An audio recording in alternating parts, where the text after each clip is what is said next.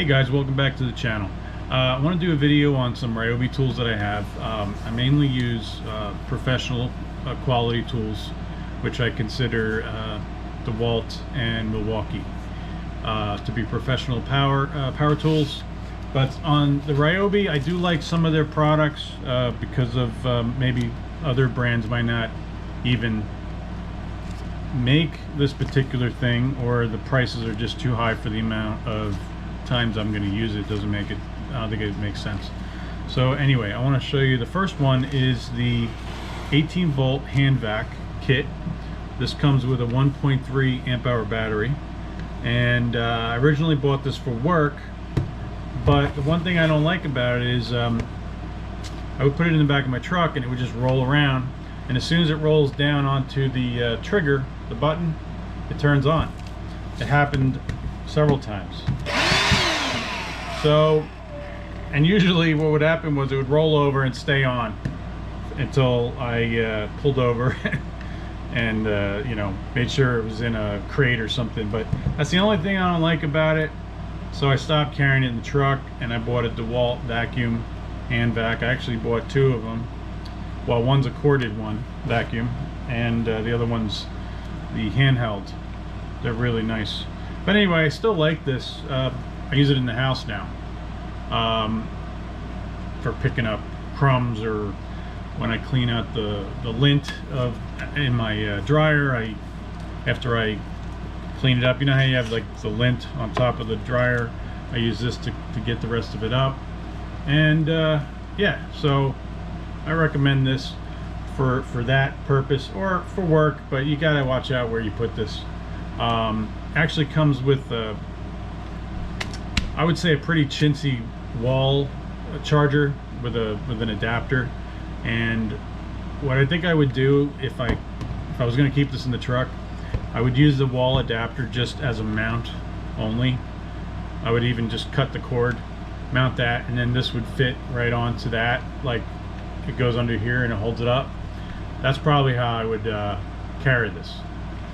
And then if you have other Ryobi tools and you have a Ryobi charger, you don't need that charger anyway. So I just recently bought like a two battery kit. I think it was can't remember how many amp hour it was. Hold on, 4 amp hour kit. I believe it was don't quote me on this, it's like $100, maybe 150 actually. But they gave me a free Ryobi fan with that. That was pretty cool. I actually don't have the fan, it's in the house. But it came with a charger, which is a little better than the one that came with this. So I keep that in the house now. I do have a fast charger that I keep in the truck. So, okay, so this, like I said, this vacuum comes with a 1.3 amp hour battery, and it's good for little stuff in the house, but you're gonna want more batteries, okay? And I usually don't even keep this battery in the vacuum. I usually use a bigger one, but right now I'm using the 4.0 amp hour batteries for other things. So that's the vacuum. It has really good suction. It's easy to clean. Like I said, really the only thing I don't like about it is that button. So this is what you do to separate the debris container. I don't know what you want to call that, but basically you just shake that into the garbage can right there. All right, and then this has like a, I don't think it's a HEPA filter, because I've tried vacuuming drywall dust and I could see it coming out of the vacuum. So this is just a better, it's another filter. Occasionally you need to clean that too, but yeah, I wouldn't use it for a lot of drywall dust. It'll get you by in a pinch, but anyway, it goes together pretty easy.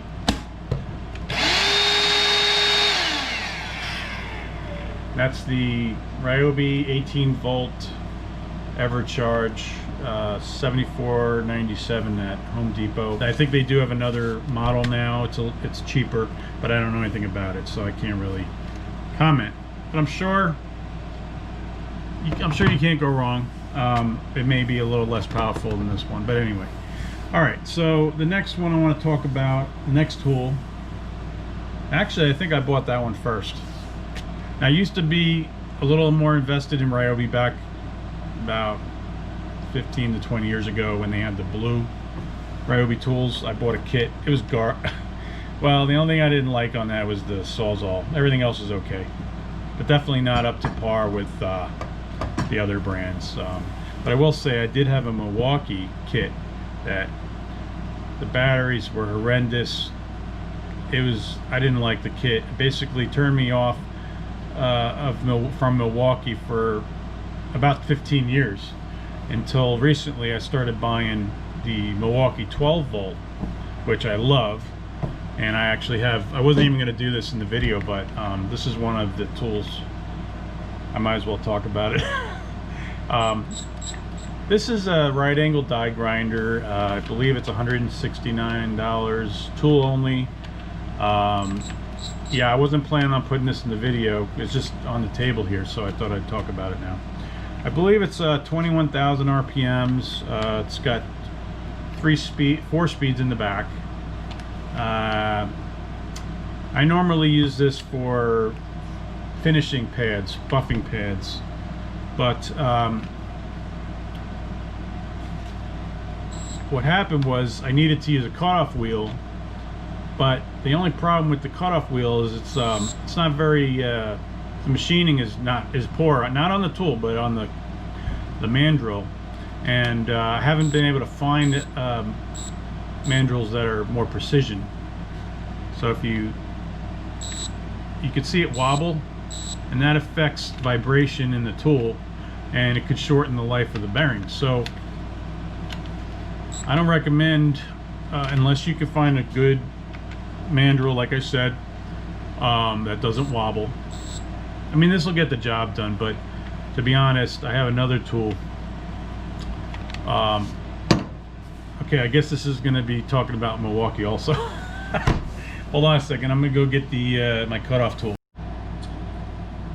Okay, so I guess this video is going to go over some Milwaukee tools. I have others, but I'll have to do that in another video. So, yeah. Anyway, so this is the right angle die grinder, and okay, this is it's called a cutoff tool, and this is more specifically for cutoff operations, and you don't have that problem with the wobble. This tool came with a diamond blade for tile. I'm sure you can cut into brick if you need to. You score it and then break it. That would work. Comes with this other blade that it's good for it says drywall, fiber cement, and plastic. I don't know if I probably wouldn't use this on drywall, to be honest, because of the dust. I'd rather use a rotary tool. So this tool, I can't remember exactly how much this was. I believe it was like maybe $220. No, actually this was on sale for $150, I believe, last week. And it comes with a blade guard and vacuum extraction port. This is really, well, you can use this for drywall. You can use it for tile and concrete, etc. It's a little bit difficult to put this on. Oh wait, here we go. I haven't actually done it, so let's see. Stick it in there like that. I guess that's it. It's in.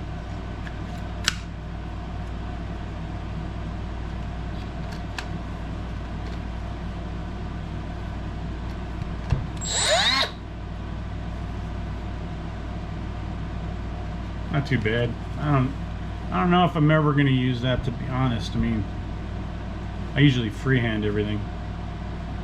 And it's just another thing to carry, to be honest. I've done it the old-fashioned way, where you operate the tool, and you hold the vacuum hose. Oh, come on. There we go. Yeah. Anyway, so that's that. Awesome tool there. And then came with a charger too, but I wasn't planning on even talking about it. And then I got the inline die grinder, and that's basically like a Dremel on steroids. Milwaukee also has a rotary tool, which is basically like a Dremel, but it not as powerful. It's smaller, but it had a vibration problem, and I returned it. So now I have the inline die grinder, which I actually bought an adapter so I can use Dremel bits, 1/8 inch collet. Don't have it here, but it's in the truck. So now I left the safety trigger. I left that on this tool because it doesn't really hinder the use, and also you can lock it so that it won't roll onto the trigger and turn on by mistake or accident. Sorry, won't turn on its own if it rolls over, or if a tool bumps into it, squeezes it. So, but on the right angle die grinder, I did take the safety part out. I don't recommend it, but I took it out because it's really annoying and hard to use. See, you hear the vibration. Not good. That's why I bought this. And I don't think you can take this guard off. I mean, I'm sure you can do it, but it's adjustable, so I don't think it's even worth doing. But this thing really cuts great.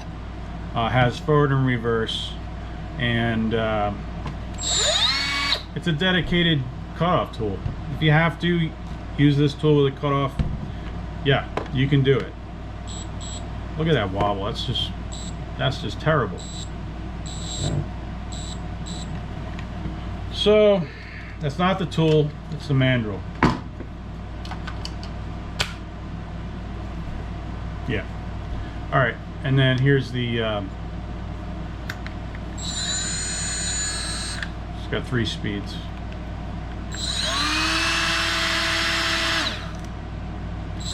Awesome.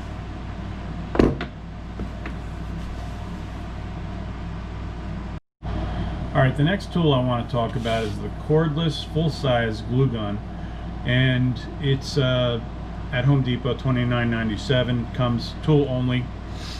Now this thing, I've used this so many times, it's amazing. I love it.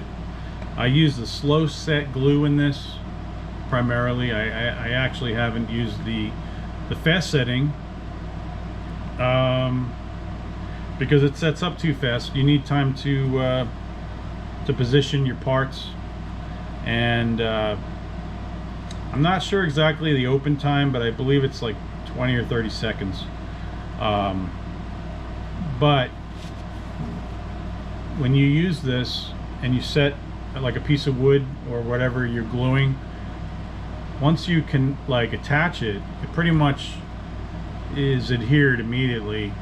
You might have to hold it there for a few seconds, but I've used this on trim where I couldn't use a nail, or actually I've used this so many times for building like a picture frame type of thing. But I've also used nails in conjunction with this. One of the first things I used this for was when I installed a shower valve. Some shower valves, the only way to really firm it up behind the shower is to use shims.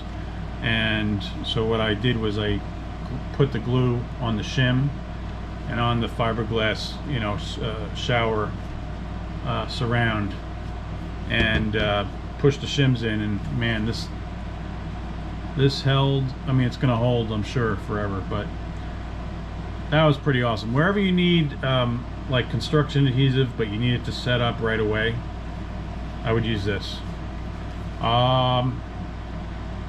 Indispensable now that I have it.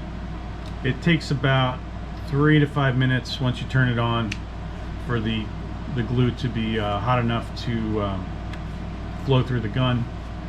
And the sticks they're about 12 inches long, and you can shorten them,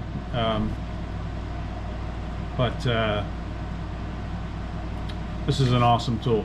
What I normally do is, when I'm done using it, you got to be careful because glue will drip out of here when it gets hot enough. A little bit of glue start dripping out.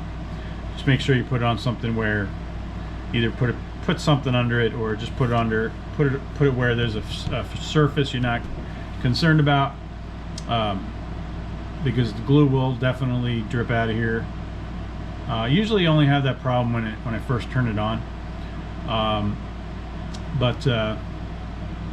so what I do when I'm done, if I can remember, I turn it off first, and then I just let it sit for about 5 minutes, and then this is what I do.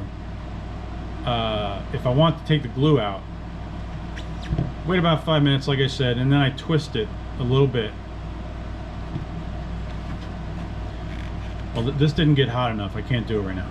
So once you're done using it, turn it off, wait about 5 minutes. I turn this, I pull it out about 1/2 inch, and then I wait, longer until this thing's cooled down completely, and then I could pull this stick out.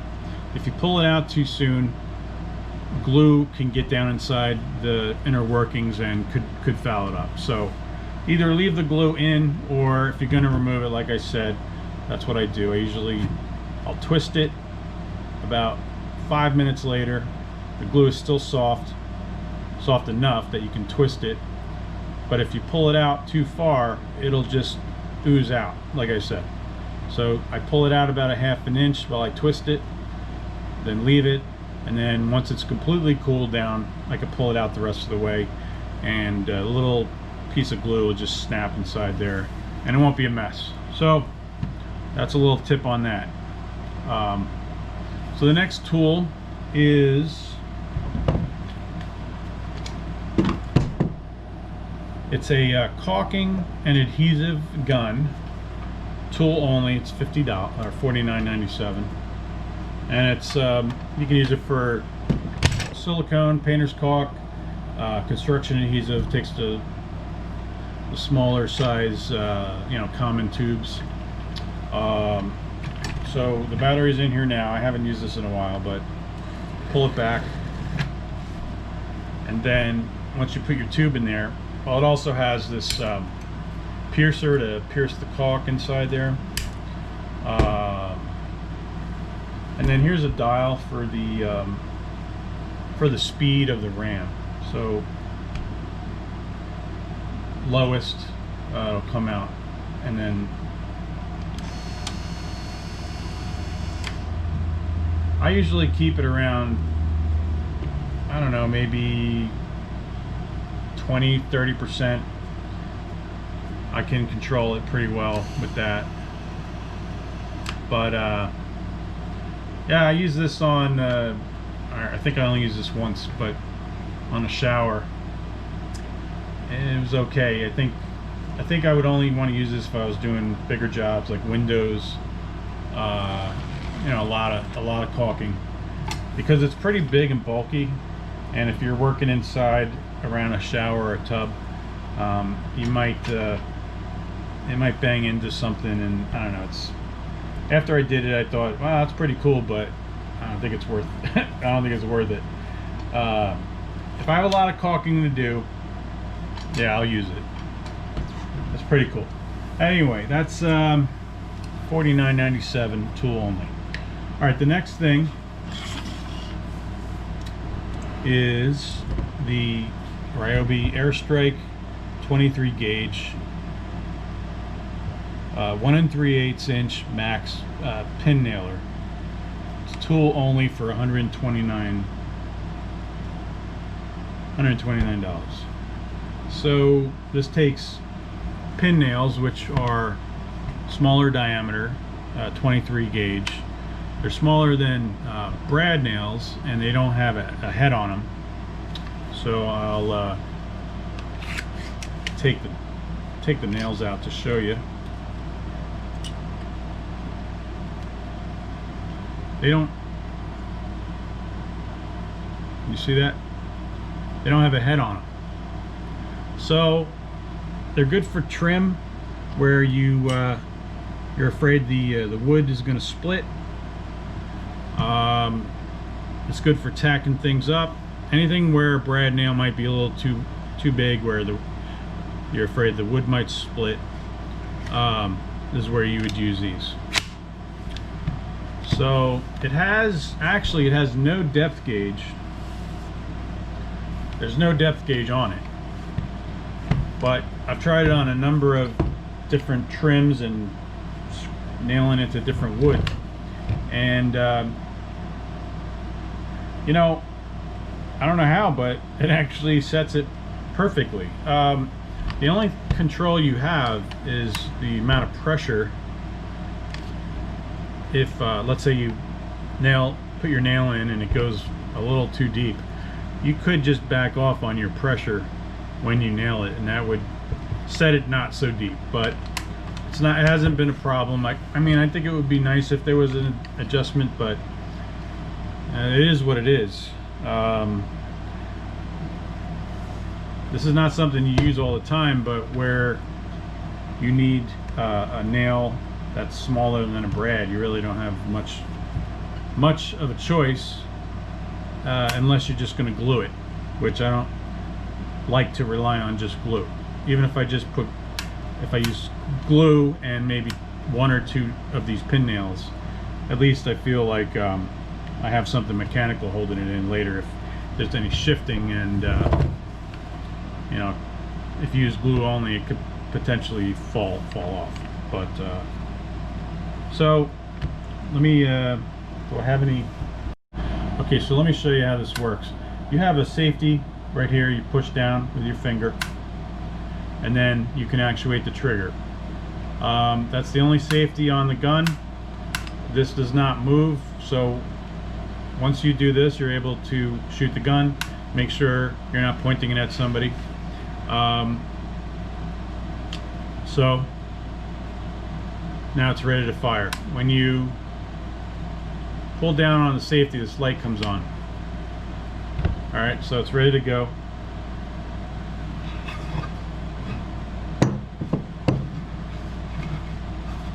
Okay, ready? See? That was an accident. Alright. You just gotta you can't do like rapid fire. You can't keep your finger on the trigger because it's just gonna fire. I mean, I'll do it again without, it'll stick in the wood, but I mean, don't do this at home. See? So anyway, it's a little bit janky, is that what you call it? It's a little bit dangerous, you know, so you just gotta be careful.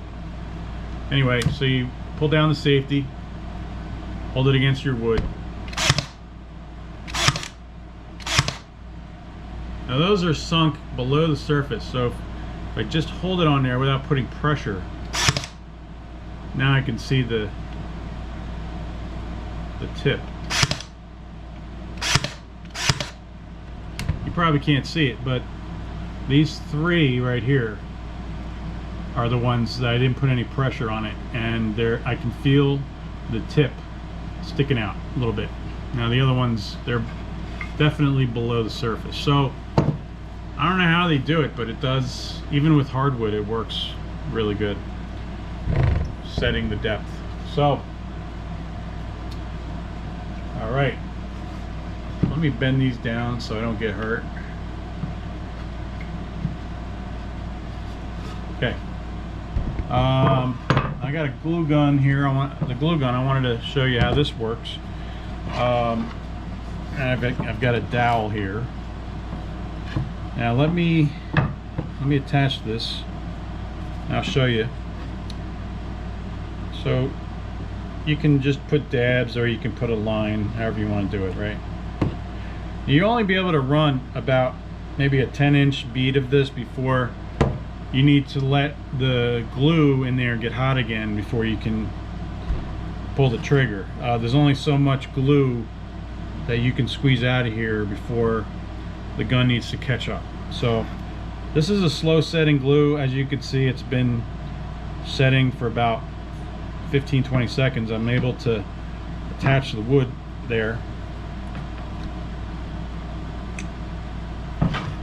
So you don't really have to hold it on very long, but to get the full strength out of the glue, you're gonna have to let that sit for, I don't know, as long as it takes for the glue to cool down. So probably about 5-10 minutes, depending on how much you use. But let's see what kind of strength we have now. So we haven't weighted really any. Yeah, it's still soft, but it'll hold it in there. It'll hold it in place. Just don't give it, don't tug on it, you know. But that'll work for a lot of different purposes. Here I can put a couple of these brads in here, or pin nails.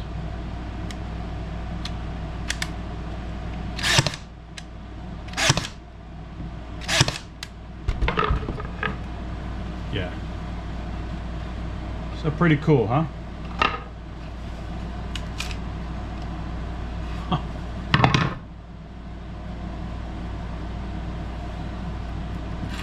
Okay. So that's it. That's it for the video. I'm going to turn this off. And maybe I'll demonstrate taking the glue out. If you take it out right now,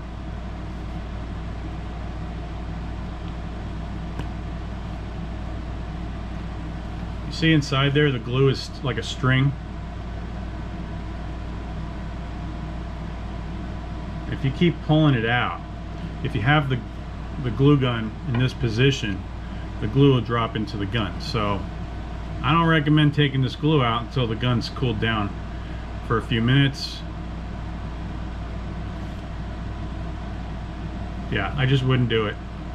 Alright, I'm just showing for demonstration purposes what happens. And it's just a mess. But I can clean it this time. I won't do that again. So I don't know if you can see that in there. Alright, so yeah, I hope you thought that this video was helpful, and please drop a like, subscribe, and turn on notifications. Thanks. Talk to you later.